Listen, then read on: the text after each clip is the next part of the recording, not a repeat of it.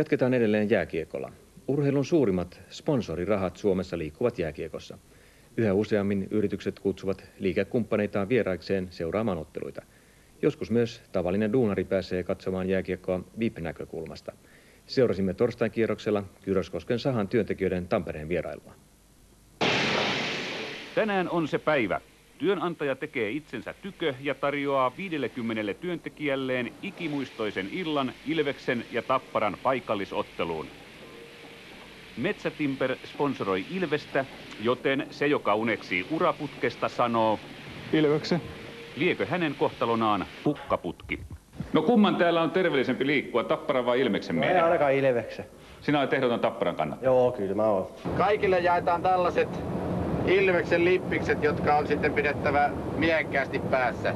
Kenen leipää syöt, sen lauluja laulat. Tiukimman Tapparapanin on painettava päähän Ilveksen lakki, vaikka kuinka korpeaisi. Hakametsän hallissa näkymät hämmentävät. Halli on täynnä ja fiilis korkealla. Myös Kyröskosken miehet ovat paikalla. Ilveksen runsaan 10 miljoonan markan budjetista noin neljännes koostuu sponsorituloista. Metsätimper on ostanut joukkueen paidasta hartiamainoksen.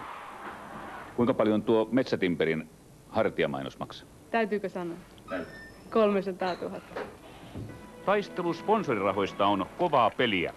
Viime keskiviikkona istuttiin oikeutta Ilveksen ja vakuutusyhtiö Varman lahjusjupakasta. Syytteen mukaan 90-luvun alussa Varman ja Ilveksen silloinen johtohenkilö oli vakuutusyhtiön lainojen ehtona kiristänyt satoja tuhansia markkoja sponsorirahoja Ilvekselle. Myös Liiga Ilvekseltä vaaditaan korvauksia rikoksen hyödystä. Kuinka suuresta summasta siinä on kysymys? No siinä on vähän vailla 500 000. Mutta Kyröskosken miehet ovat putipuhtaita poikia.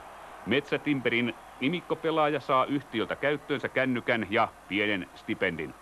Kuinka mieluisia nuoton nuorelle miehelle mennä yleisön eteen ja mainostaa jotain firmaa? No kyllähän se alkuun tuntui vähän hämmentävältä, mutta kyllä niihin on tottunut ja ne on ihan mukavia. Ilves-Tappara-matsin paras anti taitaa sittenkin olla erätauot. VIP-huoneeseen on tunkua. Ilveksen pääomistaja, New Yorkissa asuva entinen suomalainen Vincent Mangold. Hello, everybody welcome. Have a good time. Drink beer. No miltä tuntuu tulla Kyröskosken sahalta tänne hyvin tärkeiden ihmisten seuraan? No tää on ihan mielenkiintoinen tilaisuus ja silleen, että hyvältä tää tuntuu. Sinulla on vähän jakomielitautia, Ilveksen lakki ja Tapparan viiri. Joo, mutta silti vannoutunut Tapparan mies.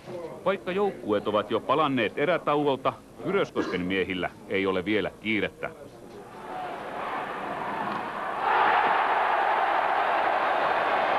Te tarjoatte työntekijöille leivän lisäksi nyt sirkushuveja, niin tekeekö tämä nyt esimerkiksi työn jousto- ja ylityöneuvotteluista helpommat? Sitä en osaa sanoa enkä halua kommentoida sitä. Tää on aitoa yhdessäoloa ja tää on hauskaa. Tää on parempi kuin joku kaljailta.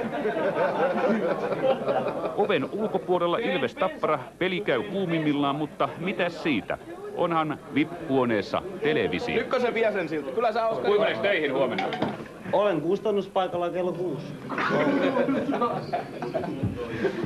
Se on selvä.